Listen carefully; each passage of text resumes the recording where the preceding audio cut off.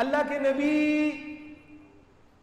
یہ جو آپ نے کہا ہم یہاں پر بیٹھیں گے، یہ ہماری چوکی ہوگی اور یہاں سے ہم مقابلہ کریں گے، یہ اللہ کا امر ہے یا آپ کی رائے ہے؟ یعنی جو بندہ آپ سے رائے لے رہا ہے وہ آپ کی رائے کا پابند بھی نہیں ہے۔ احییکم حضور صلی اللہ علیہ وسلم نے صحابہ سے کہا کہ آپ اپنے حلق کرو، احرام کھول دو، اپنی قربانیاں ذبح کر دو، اللہ کا امر۔ یہ حضور کی زندگی میں پہلا موقع تھا کہ صحابہ جو ہیں ویسے کے ویسے بیٹھے ہوئے۔ عام حالات میں تو آپ کے سامنے سیرت کے واقعات آپ کے سامنے ہوں گے کہ حضور کی آنکھوں کے اشاروں کو بھی صحابہ سمجھتے تھے اور حضور کے رویے کو بھی صحابہ سمجھتے تھے۔ کہنا تو بہت دور کی بات ہے، حضور نے کسی چیز کی طرف اشارہ کر دیا، کہا نہیں، صحابہ وہ عمل کر دیتے تھے۔ اور یہ زندگی میں پہلا معاملہ تھا، حضور نے کہا بھائی اپنے احرام کھول دو، قربانیاں ذبح کر دو، لیکن صحابہ ویسے کے ویسے بیٹھے۔ 3 مرتبہ ایسا ہوا، حضور نے کہا قربانیاں ذبح کرو، حلق کرو، صحابہ بیٹھے، حضور پریشانی میں جو ہے وہ اپنے خیمے میں جاتے ہیں اور وہاں پہ حضرت ام سلمہ رضی اللہ تعالی بیٹھے۔ حضور صلی اللہ علیہ وسلم اپنی اس بات کو حضرت سلمہ کے سامنے رکھتے ہیں کہ یہ کیا ہو گیا ان کو کیا ہو گیا کہ میں 3 دفعہ کہہ چکا کہ حلق کرو، قربانیاں ذبح کرو، یہ ویسے کے ویسے بیٹھے ہوئے ہیں۔ اب یہاں پر ایک نقطے کی بات ہے اور میں کوشش کروں گا اسی پر آپ کے سامنے آج بات کروں۔ حضرت ام سلمہ رضی اللہ تعالیٰ نے مشورہ دیا۔ دیکھیں حضور نے مشورہ لیا، سلمہ کیا کروں اس موقع پہ، یا کیا کیا جا سکتا ہے؟ اب یاد رکھیں یہ جو مشورہ دینے والے ہوتے ہیں نا، ایک تو ہر کسی سے مشورہ نہیں لیا جاتا، دوسرا یہ کہ جس سے مشورہ لیا جا رہا ہے اسے بھی چاہیے کہ وہ دیانت کے ساتھ مشورہ دے۔ اس موقع پر اگر حضرت ام سلمہ کوئی بھی بات کہتی تو وہ حضور کے دل سے نہ جاتی۔ حضرت ام سلمہ رضی اللہ تعالی نے کیا مشورہ دیا؟ اللہ کے نبی یہ بڑی تمنا لے کر یہاں آئے ہوئے ہیں، بڑی آس لے کر آئے ہوئے ہیں، بڑی امیدیں باندھ کر آئے ہوئے ہیں، اب یہاں سے خالی ہاتھ واپس جا رہے ہیں۔ گویا کہ ایک سب سے بڑی شکست کیا جی، اس سال عمرہ نہیں ہے۔ دوسرا کیا، ابو جندل آ گئے، سہیل کے بیٹے تھے ابو جندل، وہ چھڑا کے آ گئے اور پھر حضور نے مشرکین کے حوالے کر دیا۔ تو صحابہ کے دل میں ایک چوٹ لگی ہوئی تھی۔ تو حضرت ام سلمہ نے کہا اللہ کے نبی یہ ابھی بھی آس لگائے بیٹھے ہیں، ابھی بھی امید لگائے بیٹھے ہیں کہ ابھی اللہ کا امر آئے گا اور ہمیں عمرے کی اجازت مل جائے گی۔ اللہ کی شان، حضرت ام سلمہ نے کہا اللہ کے نبی آپ ایک کام کریں، آپ حلق کر لیں، بال کاٹ لیں۔ آپ بال کاٹیں گے آپ کو دیکھا دیکھی سارے بال کاٹیں گے۔ کیوں؟ ام سلمہ رضی اللہ تعالیٰ کے سامنے حضرت صحابہ کی وہ قربانیاں موجود تھی، ان کے سامنے حضرت مصعب کی قربانیاں موجود تھی، حضرت یاسر کی قربانیاں موجود تھی، حضرت عمار کی قربانیاں موجود تھی، حضرت بلال کی قربانیاں موجود تھی۔ انہیں پتا تھا یہ صحابہ جو ہیں یہ ایسے صحابہ نہیں بنے، یہ بڑی قربانیوں کے بعد صحابہ بنے ہیں۔ انہوں نے کیا جملہ کہا، اللہ کے نبی آپ حلق کریں گے، آپ کو دیکھا دیکھی سب حلق کریں گے۔ حضور صلی اللہ علیہ وسلم خیمے سے باہر جاتے ہیں اور کیا کرتے ہیں، ایک صحابی کو بلاتے ہیں اور کہتے ہیں میرا حلق کرو، میرے بال صاف کرو۔ تو صحابی رسول جیسے ہی وہ بال صاف کرنا شروع کرتے ہیں سب صحابہ اٹھتے ہیں، ایک دوسرے کے سر کے بال صاف کرنا شروع کر دیتے ہیں۔ اب اس موقع پر اگر کوئی غلط مشورہ دینے والا مل جاتا، اس موقع پر کوئی کہہ دیتا یہ تو ہے ہی ایسے، انہوں نے تو کبھی آپ کی بات مانی نہیں، یہ اور وہ، تو کیا ہوتا؟ پوری زندگی کے لیے کلنک لگ جاتا۔ تو میرے پیاروں، میرے دوستوں، میرے عزیزوں، یہ جن سے مشورہ لیا جائے وہ بھی اولو الالباب میں سے ہونے چاہیے، یعنی ہر ایک سے مشورہ لیا جائے۔ اور حضور نے کئی موقعوں پر صحابہ سے مشورہ لیا، صحابہ کی رائے پر عمل کیا ہے۔ اب اندازہ کیجئے کہ جناب رسول اللہ صلی اللہ علیہ وسلم بدر کے دن ہیں، ایک جگہ پڑاؤ ڈالا کہ ہم یہاں سے جنگ لڑیں گے، یہاں سے جنگ لڑیں گے۔ اللہ کا امر، اللہ کی شان۔ ایک صحابی ہے حباب بن منذر رضی اللہ تعالی عنہ، کہنے لگے اللہ کے نبی، یہ جو آپ نے کہا ہم یہاں پر بیٹھیں گے، یہ ہماری چوکی ہوگی اور یہاں سے ہم مقابلہ کریں گے، یہ اللہ کا امر ہے یا آپ کی رائے ہے؟ حضور صلی اللہ علیہ وسلم نے فرمایا اللہ کا کوئی حکم نہیں آیا، یہ میری رائے ہے۔ تو حضرت حباب بن منذر رضی اللہ تعالی نے کہا اللہ کے نبی، پھر ہمیں ان جگہوں پر پڑاؤ ڈالنا چاہیے جہاں پر پانی کے چشمے ہیں، پانی کے کنویں ہیں، وہاں پڑاؤ ڈالنا چاہیے۔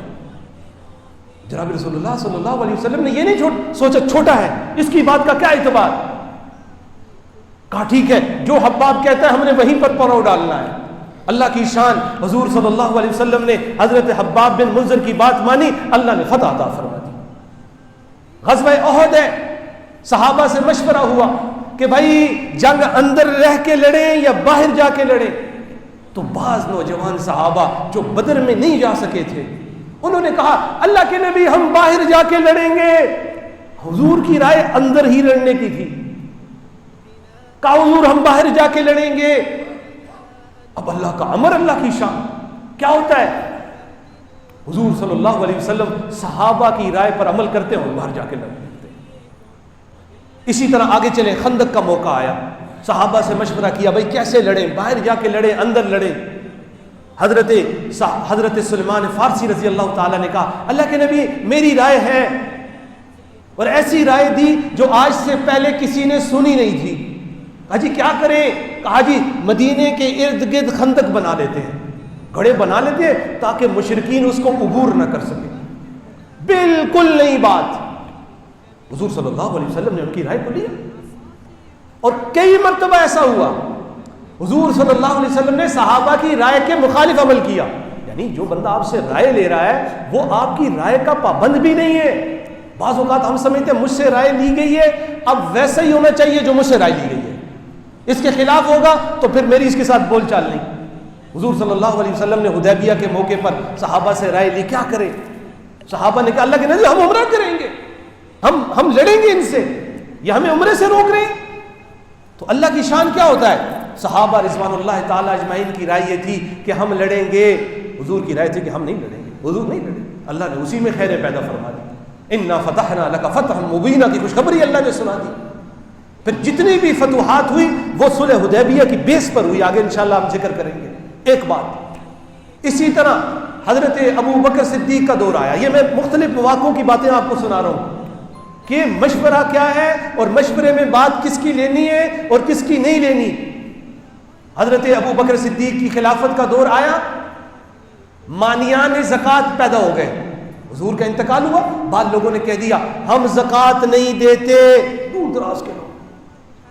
حضرت ابو بکر صدیق نے رضی اللہ تعالیٰ نے صحابہ سے مشورہ کیا بھائی کیا کروں؟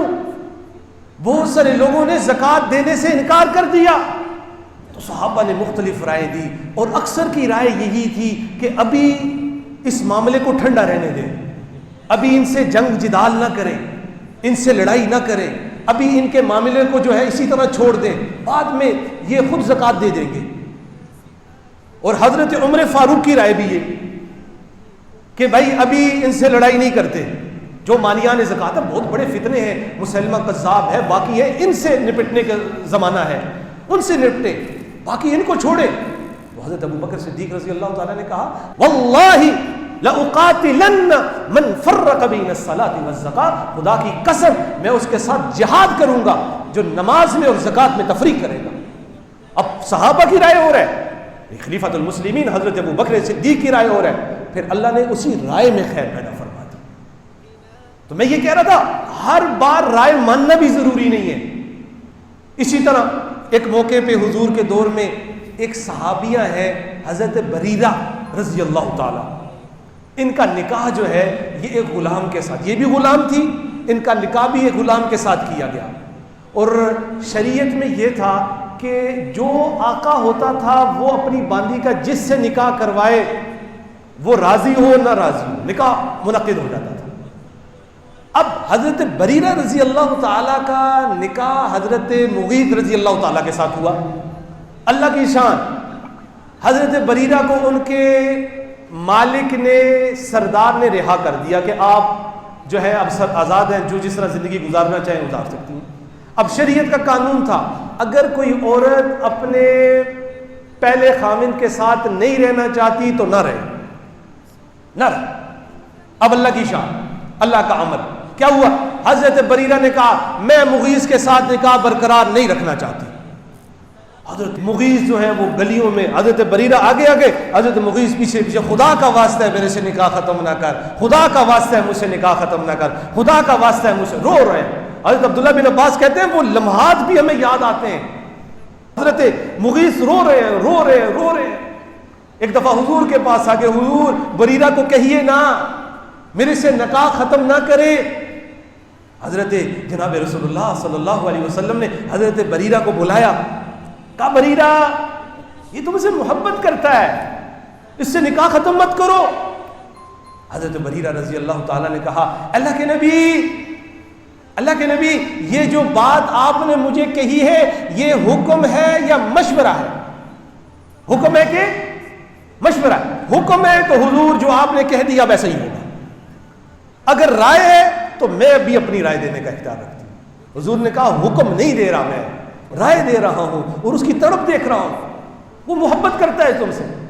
حضرت بریرہ نے کہا یہ اللہ کے نبی آپ کی رائے ہے تو پھر میں اس کے ساتھ نہیں رہ سکتی، میں نہیں رہ سکتی۔ اور حضور نے کچھ نہیں کہا، کر رائے ہے، اس کو اختیار ہے۔ تو کئی مرتبہ حضور نے رائے دی، صحابہ نے پوچھا اللہ کے نبی حکم ہے تو پھر جو مزاج یار میں آئے، لیکن اگر رائے ہے تو پھر ہم جو کرنا چاہیں کر سکتے۔ تو میرے پیاروں، میرے دوستوں، میرے عزیزوں، تو بعض مواقعوں پہ کوئی بندہ اگر مشورہ لیتا ہے تو ضروری نہیں ہے اس کے مشورے کو مانا جائے، اور یہ بھی ضروری نہیں ہے کہ ہر موقع پر اپنی رائے کو تھوپا جائے، یہ بھی ضروری نہیں ہے کہ بڑے ہی کی رائے کو سنا جائے، ٹھیک ہے؟ بعض اوقات چھوٹے بھی اچھی رائے دیتے ہیں، بڑے فہم فراست والے ہوتے ہیں، ہمارے اندر یہ بڑی خرابی ہے۔ اس میں کوئی شک نہیں ہے کہ بڑوں کی رائے میں بڑی خیریں ہوتی ہیں، کیوں؟ انہوں نے زندگی گزاری ہوتی ہے، انہیں تجربے ہوتے ہیں، تو وہ کوئی بات رکھتے ہیں تو اپنے تجربے کی بیس پر۔ حضرت لقمان نے اپنے بیٹے کو نصیحت کی، بھائی جو تجربے والا آدمی ہو کبھی بھی اس کی رائے کو ٹھکرانا نہیں، کیوں؟ وہ گویا کہ اپنی زندگی کی ٹھوکریں تمہارے سامنے رکھ رہا ہے، اس نے ٹھوکریں کھائی اور تم بغیر ٹھوکروں کے وہ فیصلہ کر لو گے۔ لیکن بعض اوقات چھوٹوں کی رائے کو بھی احترام دینا چاہیے، ان سے بھی مشورہ لینا چاہیے۔